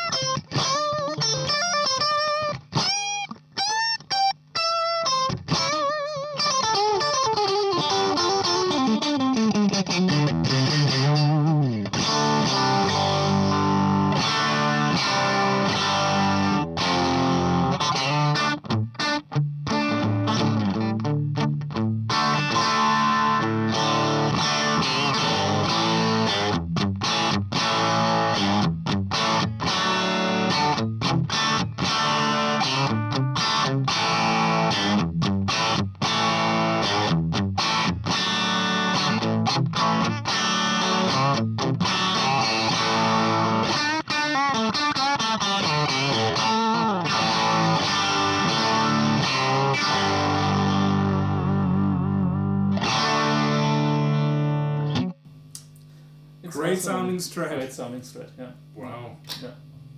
Yeah, I've never. Is that like a JV? A JV, yes, it is. Try the following. We're going to the middle, in between position. We roll back the volume a bit and now play Free Ride.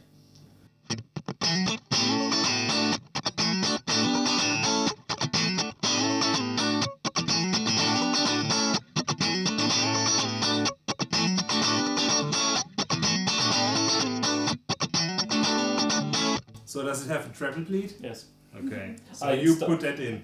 I put that in yesterday. Okay. Literally yesterday I put it in. But that's the sound.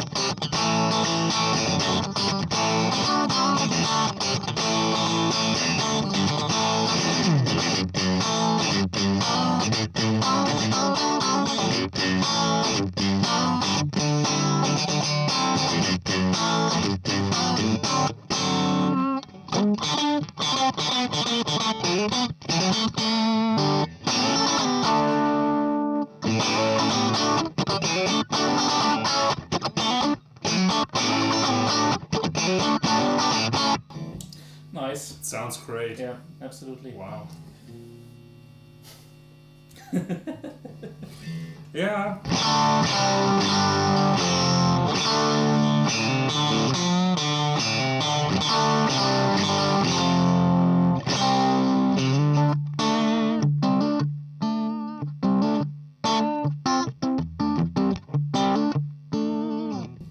could totally live with that in the studio live.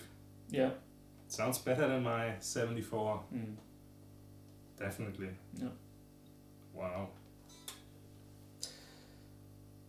There has been a bit of a hype around those guitars in the last years. Most of them go for crazy prices. I've seen, oh my god, I've seen one go on eBay for 2,500 euros. Wow. That hurts. For this one I didn't pay that much. But 10 years ago I bought my first JV for 300 euros. Then 5 years ago my second JV for 600 euros, and now double that, and I bought this for 1,200, which is still okay for a great guitar like that. But the prices are going up. But you understand why, you know. Yes, it's a great sounding guitar. Really you know, good like guitars. everything's right. Yeah. Like you can feel it in the neck. Yeah. That's wow. The pickups sound great, you know. The pickups are US pickups from the American Vintage series from 1982, 3. Okay. Yeah. Some of them have Japanese pickups, which do sound fine, or absolutely, but the US pickups, the black bottoms, are the shit. Yeah. We have one more One more from '83. Ah, yeah. Show me this guitar from '83. It's a Dan Smith. It's a Dan Smith Era. Oh, nice. Fender. Like people say, Fender sucked in the '80s. You know, that's like what friends told me who've been around in the '80s. They said that the Squier stuff and the Fender Japan stuff took off because the US Fenders were shit back then. Were so bad Yeah. back then. Okay. Yeah. Dan Smith is said that he turned it around again. So I think he also introduced the American Vintage reissue in 1983. that might I be the think case. so. Yeah, like he went back to the small headstock. Headstock, yeah. That's what I like about this '82. It still has the big headstock logo on a small headstock. I think it looks rad. Yeah. And it sounds good acoustically. it's heavy as fuck. Let me lift it. Oh, it's not that heavy. It's close to 4 kilos, maybe. Yeah. Yeah. I mean, I've seen heavier. It's not a Les Paul, but it used to have a Floyd Rose, so it's converted to Hardtail. But I wanna put a Floyd Rose back on and go 80s. Go 80s with a nice humbucker in the bridge position. What is this? A Jeff Beck or? That's a Jeff Beck Jr. Okay. Yeah. I don't know what the switch. I think the switch goes to outer pickups. So maybe we'll give it a gonna tune up. Yeah, maybe. neck pickup.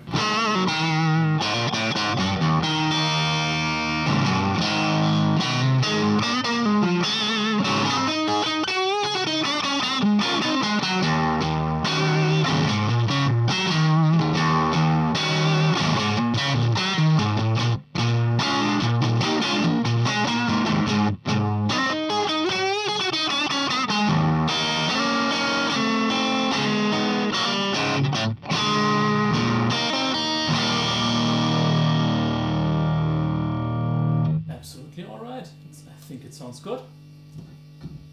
Neck and middle. That sounds great.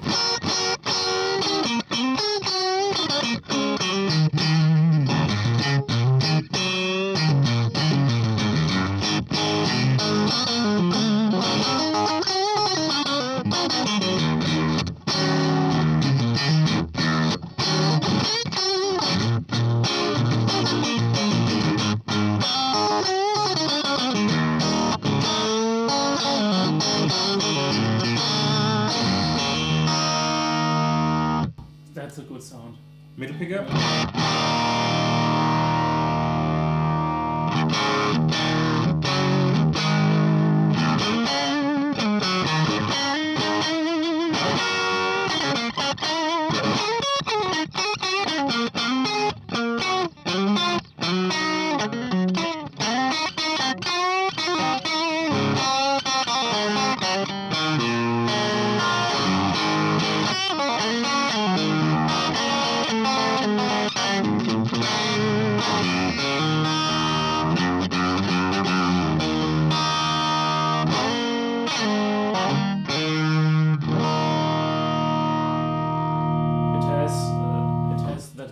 Sound to me. I like it a lot. Yeah, it doesn't sound bad. It's No. all flat poles. There's no staggering. It's typical for late 70s and early 80s Strats. No staggering. Yeah. So is it because the fingerboard radius got flatter that they gave up the? That's really round. Ah, okay. It feels really, really round. I think that's like 7 and a quarter. I think that one is out of phase. Yeah.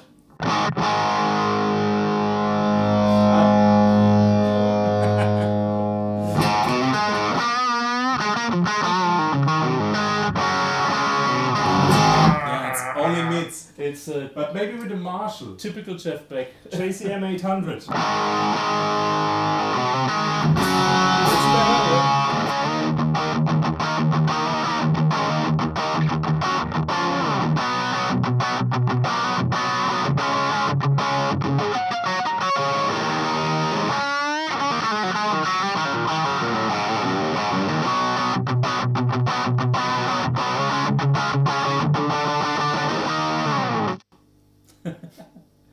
cool. Yeah.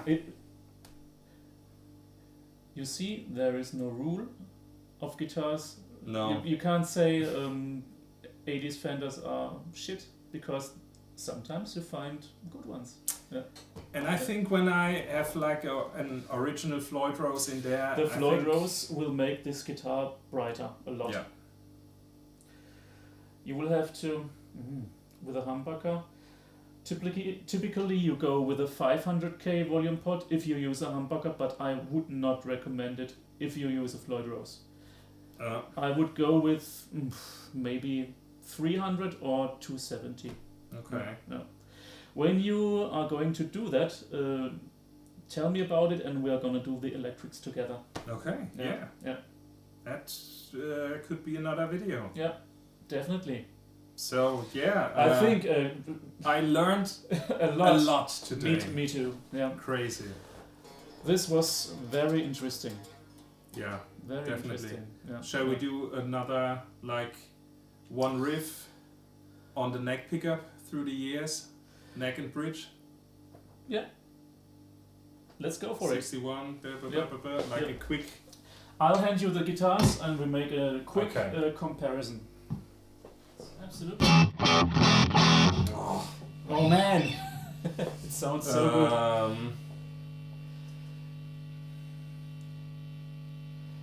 Okay, we'll go Manic Depression on the neck pickup. Yes, and Tie Your Mother Down on the bridge pickup. Yeah. Okay. Good choice. Yeah.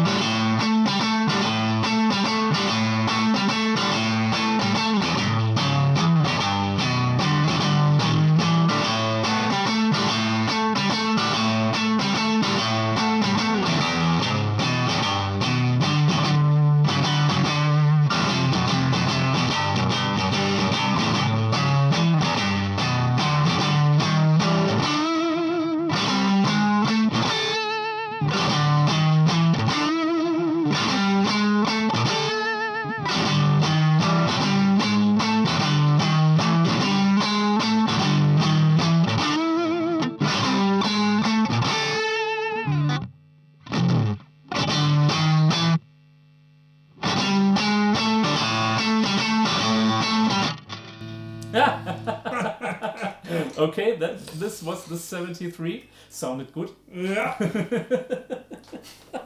Oh man.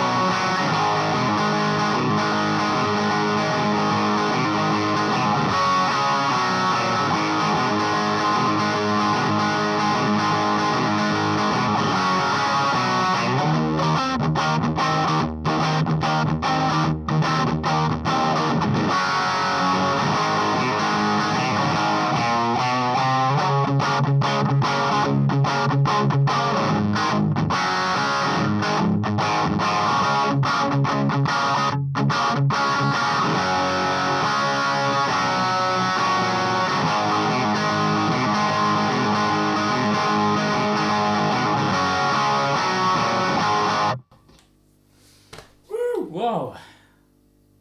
Again, very interesting. Yeah, and all through Fender amp. And you know, most people A Fender amp that sounded like a Marshall. most people talk about Leo's ingenious invention and talk about guitars, but Fender amps are They hold up.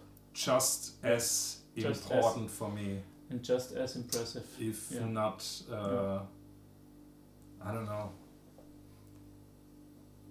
if not even more important, because if you need a good clean sound and you know a cool bluesy sound, like I can take my S3 and a Fender to a gig and be a happy guy, but a Strat and I don't know, a Marshall for a blues gig, that's difficult. That's difficult, yes. Yeah. Yeah. So Fender amps, Fender guitars, yeah, A great source of fun. good stuff. Good stuff, yeah. Thank you so much for coming by and bringing all your beautiful guitars. Manuel, this was great. I learned so much today. Yeah, me too. And Definitely. I think we don't know yet if we split this video up in several videos because it is a long one. But I think we can promise you there will be a follow-up. We have more stuff to test. Definitely. Definitely. So stay tuned and yeah.